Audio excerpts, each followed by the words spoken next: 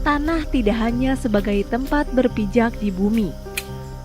Bagi rakyat, terutama petani, tanah adalah sumber penghidupan yang membuat dapur mengepul, sumber untuk menyekolahkan anak-anaknya, dan masa depan yang bisa diwariskan.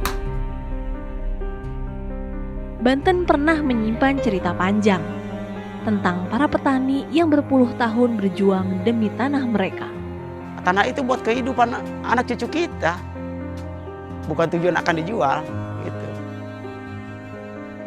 Tapi ketika tanah dikuasai segelintir orang, ia bisa jadi sumber konflik, ketidakadilan, bahkan memutus harapan hidup masyarakat. Nama saya Omo. Di sini tahun 89 saya udah di sini. Udah menggarap di samping perusahaan ini, perusahaan PT Banten Pranger ini ya. Tahun 89 kita sama keluarga saya, sama bapak saya, saudara-saudara saya berkumpul di situ di samping perusahaan, ada tanah nggak digarap sama perusahaan. Tahun 89 saya nanam duren, nanam kelapa, nanam kopi, udah alhamdulillah berhasil. Bahkan tanah tersebut di samping perusahaan itu udah saya ajukan ke desa dibikin SPPT. Lalu alhamdulillah direspon oleh kepala desa, tanah tersebut dibikin SPPT, kita sempat bayar pajak 4 tahun. Tiba-tiba duren udah memanenkan, kelapa udah panen, kopi udah panen, tanaman-tanaman kita ya. Tahun 2007 itu datang pihak perusahaan. Seolah-olah tanah ini tanah perusahaan. Dulu kata perusahaan ini tanah cadangan, sekarang akan digarap lagi sama dia. Nah, ini tanaman-tanaman Bapak kata dia harus ditebang, dikupas ya. Alasan dia akan ditanam sawit. Otomatis kita melawan sama pihak perusahaan kan kita seolah-olah walaupun surat secewir SPPT itu kan bagi kita kekuatan waktu dulu itu ya. Kan Pak, ini saya udah bayar tiap tahun bayar pajak. Tiap tahun bayar pajak ya ke pihak desa. Kok ini tiba-tiba dirampas lagi oleh perusahaan? Kata perusahaan, ini mah dari dulu juga tanah perusahaan, gitu ya. Kok kenapa bisa di SPPT-an? Kan kita mengusulkan ke desa. Kata desa, ini bukan tanah perusahaan, tapi tanah namanya GG Desa. Jadi desa juga berwenang, kata dia ya. GG Desa, gitu. Ini mau tidak mau, tanaman bapak-bapak, kata pihak perusahaannya, harus ditebang. Kenapa kita tidak bisa melawan? Saya mengajukan dulu ya ke desa, Kapemda mengajukan, Pak, kami tolong tanah tersebut itu. Tanah tersebut itu karena udah kami bayar pajak. Ya namanya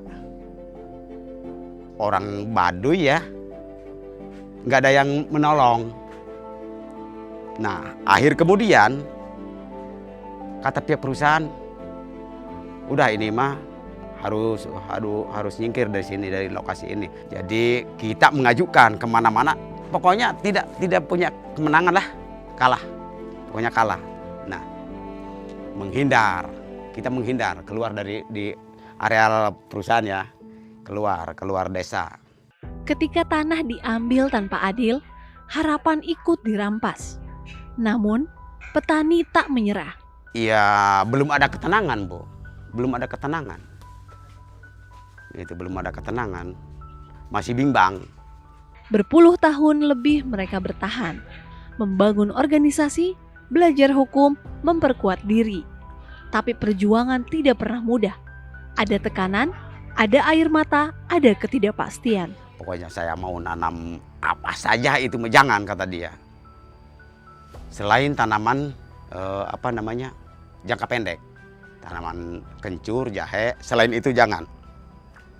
Terus kita maksa kita uji coba melawan perusahaan. Saya menggerakkan ke anggota saya, coba kita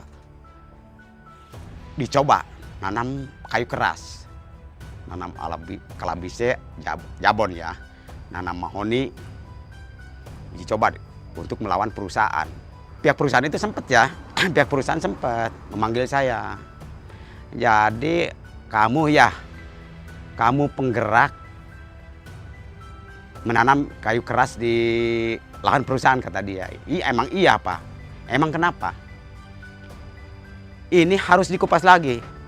Saya melawan. Saya yang nanam, ya. Kenapa saya yang ngupas? Kalau mau Bapak yang ngupas. Kata saya, pihak perusahaan, ya. Bapak yang menebang. Kan saya yang nanam. Masa iya tanaman saya ditebang sama saya? Kalau mau udah. Kan dia tidak berani. Tahun 2012 itu. 2012. Karena tanah bukan hanya soal kepemilikan tapi kehidupan. Dan dengan reforma agraria, kehidupan itu kembali ke tangan rakyat. Atau peran saya mah ke pihak BPN itu syukur alhamdulillah. Karena kalau nggak sampai, walaupun petak-petak kita udah real, kalau nggak BPN turun ke lapangan, kayaknya sampai sekarang juga nggak bakalan keluar sertifikat ya. Udah ke lapangan, otomatis kata orang nggak bakalan lama lagi turun sertifikat. Kan pikiran saya juga udah berkembang dengan hati juga. Ya iyalah. Kata orang juga kalau udah turun BPN mah pasti berhasil.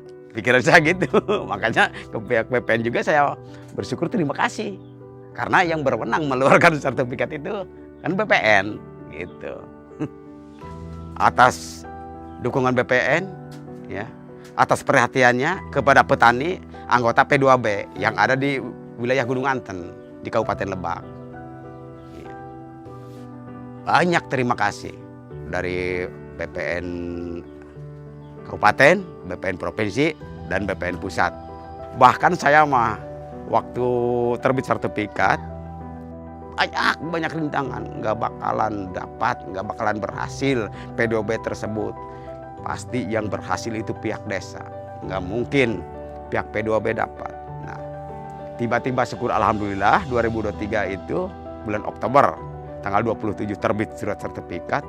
Bahkan waktu itu saya mah betul-betul nangis ya. Nangisnya kegagas ya. Jadi saya itu kata orang nggak mungkin. Kata orang nggak mungkin, kok bisa mungkin gitu ya. Bisa mungkin. Nah, di situ ada pengakuan dari pihak pemerintah. Nah, jadi dari 2023 itu kita nggak bimbang, nggak ragu untuk mengelola lahan, ya. Tanah udah jadi milik kita, tinggal kemauan kita mengelola lahan. Dan kalau punya modal kita, kalau mau membangun rumah, nggak ada halangan rintangan, ya. Tergantung kita punya modal, gitu. Jadi bersyukur alhamdulillah. Sesudah redis, alhamdulillah organisasi mendirikan aras, mendirikan masjid, musola. Kita berjalan mendirikan tempat pembibitan demplot. Ya. Sekarang walaupun belum beres, belum selesai, itu untuk penginapan. Ya. Kalau ada tamu-tamu nantinya bisa nginep di sana, gitu, Pak. Reforma agraria hadir, bukan sekadar membagi tanah, tapi mengembalikan hak, mengembalikan martabat, mengembalikan sumber penghidupan. Kalau nggak ada sertifikatnya, kayaknya kayak dulu lagi. Kayak waktu itu pengusiran di tahun 2007 itu di situ. Walaupun udah di SPPT sama kepala desa, gitu nggak ada sertifikatnya nggak bisa apa-apa kita kan. Gitu. Sekarang mah kalau ada sertifikat mah kayak kemarin menggugat pihak perusahaan, kita lawan kan kalah. Pihak perusahaan ke pengadilan 7 kali ke pengadilan kemarin kan, sesudahnya ada sertifikat. Kan dilawan sama kita, kalah gitu. Kan ada tiba-tiba ada geng masuk ke lahan kita. Ke sesama petani, kita mari tanah tersebut walaupun kecil kita kelola supaya kita bermanfaat untuk anak cucu kita supaya ada peningkatan ekonomi kita ya dari sekarang ke depan. Mari kita kelola bersama-sama lahan tersebut, dimanfaatkan. Pokoknya dari seluruh anggota P2B yang ada di Gunung Anten, mari kita bersama-sama mengelola lahan dimanfaatkan sebaik mungkin, sebetul-betulnya, biar kita ada peningkatan. Gitu. Hidup reforma agraria! Perjuangan petani Banten adalah wajah nyata reforma agraria, bahwa ketika tanah kembali ke rakyat, mereka bukan hanya bertahan, tapi juga bangkit untuk hidup yang lebih adil dan bermartabat.